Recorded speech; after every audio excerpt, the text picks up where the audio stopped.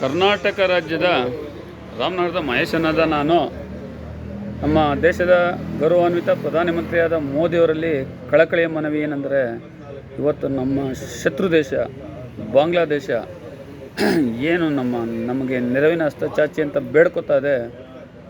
ದಯವಿಟ್ಟು ಹೇಳ್ತಾ ಇದ್ದೀನಿ, ಅಂಥ ಕಿತ್ತೋಗಿರೋ ಸರ್ಕಾರಕ್ಕೆ, ಕಿತ್ತೋಗಿರೋ ದೇಶಕ್ಕೆ, ಭ್ರಷ್ಟ ದೇಶಕ್ಕೆ, ಹಿಂದೂ ವಿರೋಧಿ ದೇಶಕ್ಕೆ ಯಾವತ್ತೂ ಸಹಾಯ ಮಾಡಬೇಡಿ.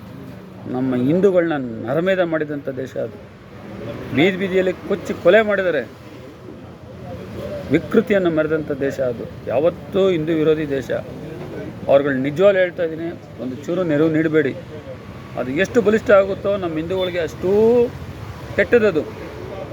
ನಾನು ನಿಜವಾಗ್ಲೂ ನಿಮ್ಮಲ್ಲಿ ಕಳಕಳಿಯ ಮನವಿ ಮಾಡ್ಕೊಳ್ತಾ ಇದ್ದೀನಿ. ನಮ್ಮ ಕಾಂಗ್ರೆಸ್ ಸರ್ಕಾರ, ನಮ್ಮ BJP ಗೌರ್ಮೆಂಟ್, ಸೆಂಟ್ರಲ್ ಗೌರ್ಮೆಂಟ್ಗಾಗಲಿ, ಇಲ್ಲ ನಮ್ಮ ಪ್ರಧಾನಮಂತ್ರಿ ಮೋದಿ ಅವ್ರಿಗಾಗಲಿ, ಅಮಿತ್ ಶಾ ಅವ್ರಿಗಾಗಲಿ ಕಳಕಳಿಯ ಮನವಿ ಏನಂದರೆ, ದಯವಿಟ್ಟು ಆ ಕಚಡ ದೇಶಕ್ಕೆ ನಿಜವಾಗ್ಲೂ ₹1 ಸಹಾಯ ಮಾಡಬೇಡಿ.